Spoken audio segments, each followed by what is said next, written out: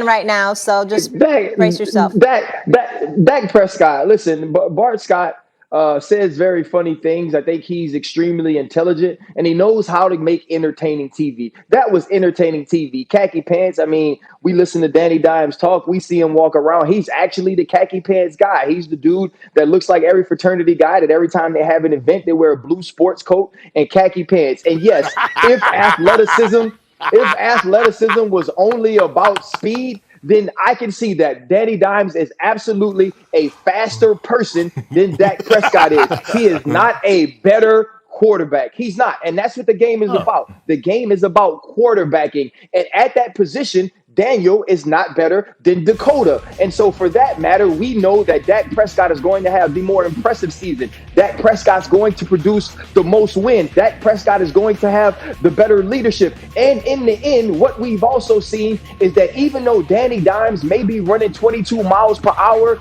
it is anybody's guess of whether or not he will still be holding on to the football. And last I checked, you can't score touchdowns. You can't throw touchdowns if you cannot hold the football. And who fumbles the football more than Daniel Jones? And in the words of the great Keith Sweat, nobody. And so, no, Molly, don't get your hopes up. Bart, you stop hyping the people of New York up. There's going to be a better season for Dakota. He got his money now. He earned it. He proved it. He has weapons along the outside. The offensive line is healthy. And Ezekiel Elliott is in shape. Dak Prescott all the way. Not sure why. The only thing I liked about that take is the slow jam reference. Who wants to go next? Is it Bart or Perk? Right. Let me rebut just a little bit. Okay, now Dak Prescott, you said he has all the weapons. You say he's a great quarterback, but it took them to go get Amari Cooper. It takes him to have the best offensive line in football to even be put in the conversation, right? We were trying. Listen, that's why it took so long for Jerry Jones to marry Dak Prescott. Now let's go back to Danny Dimes for a second. Let's go back to Danny Dimes. Last year, Danny Dimes threw for 3,000 yards, right? With no protection. I understand he has Junior Whopper hands. He can't hold on to the football. There's nothing I can do. There's nothing I can do about that, though, right? But let's try and find his comp, right? Because he's my Josh Allen breakout player of the year this year. Josh Allen, threw for 3,000 yards, 3,089 yards before he went and got Stephon Diggs. Well, guess what Danny Dimes threw for last year, right? He threw for 3,027 yards. What did they go get him in the offseason? Kenny Galladay. They gave him a number one receiver, right? They went out and got Tony for the slot. Saquon Barkley's coming back. So now he has weapons as well. So I think he's going to be just as good as Dak Prescott, and we can expect the big leap just like Josh Allen had when they went out and got him a number one wide receiver. He's going to be able to have weapons now. He didn't have weapons before. He's going to be able to make that leap, and his comp, 6'5". Josh Allen, 6'5". They're both weigh about the same amount, and now they have the same amount of weapons. Dak Prescott at his best. Guess what, Bart? What you talking about, Willis? Me and Chris Paul the same size too. I can't dribble the basketball like him. But you don't play basketball. People ain't looking for me. I used to. No, I don't play no more because I wasn't as good at it. I'm telling you what, man, Danny Dimes have all the arm strength. All he has to do is be able to hold on to the football. Listen, we can write this down, and we're going to clip this. And at the end of the year, we're going to come back. We're going to put something on the line, son. I hope you're right. Perk? But Bart, I'm trying to figure out what is going on today. I know today is Friday, and I know the weekend is coming near. I'm just trying to figure out what the hell is going on, because to me, this shouldn't even be a discussion. We're talking about Jones, right? Last year, who threw 10 interceptions, only 11 touchdowns. And you talk about his 2,800 Golden Tate as a receiver. Before Dak Prescott got injured, he was flirting around 2,000 yards before he got injured. And then you talk about the signing of Amari Cooper. Do we understand and realize that when Dak Prescott took over, when Tony Romo left, right? Tony Romo, right, the quarterback for the Dallas Cowboys, a beloved player for the Cowboys.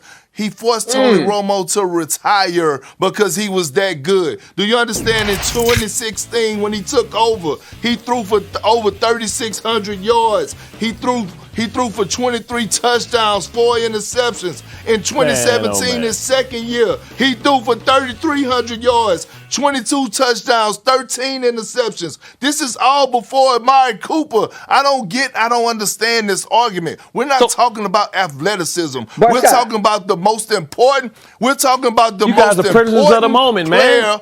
Can you predict? I'm not prisoners of the moment. I'm not. But we're talking about the quarterback position is the most important position on the football field. It don't have nothing to do with athleticism. It has everything to do with your mindset. It's times I was watching the New York Jets and I thought Daniel Jones was throwing the ball to me, and I'm in Houston on my couch. So how can we even make this comparison right now? He would also throw it. So Bart, I'm gonna let you rebut, Bart. I have a question, right? Yes. You said that Matthew Stafford is going to flourish in Los Angeles because he was in Detroit, and Detroit wastes people's career, right? That's what you said. Yeah, that's what I said. But now you're also saying that a wide receiver that was from Detroit, that was actually in Detroit when they were wasting Matthew Stafford's career, is now going to save Daniel Jones' career. Is that what you're telling me? I'm telling you that Kenny Galladay, I'm trying to tell you that Kenny Galladay is a baller, that he has a huge catch radius. He gives them something that they didn't have. And listen, we were talking about Dak Prescott all last year to see, was he elite? Like it took Dallas all the way to this year to make sure that they paid him and bought into him long term. So you mean to tell me, tell me before Josh Allen had his breakout season, before he got Stephon Diggs, how many of you guys would have considered him better than Dak Prescott? I think we can make an argument that Josh Allen is a better quarterback than Dak Prescott too. I'll put him above Dak Prescott as well. Dak Prescott has a ceiling. You keep talking about Josh Allen and Daniel Jones like they the same. Those two things are not the same. I just gave you the numbers. He threw for 3,027 and Josh Allen threw for 3,089. Yeah. Is that not almost the same? They're the same size, same skill set, big arms, athletic. But you did not bring up the most important part of this. This is just common sense, but common sense ain't that common. Common sense ain't common. And that's the mindset, right? He threw 10 interceptions, 11 touchdowns. You know why the New York Giants won a lot of their games? It wasn't because of Daniel Jones. It was because of their defense. It was because of their defense. I know that, but the games that they did win, Ryan, it was because of their defense. Consider it was the times personnel. when it mattered the most. Let me ask you this, Bart.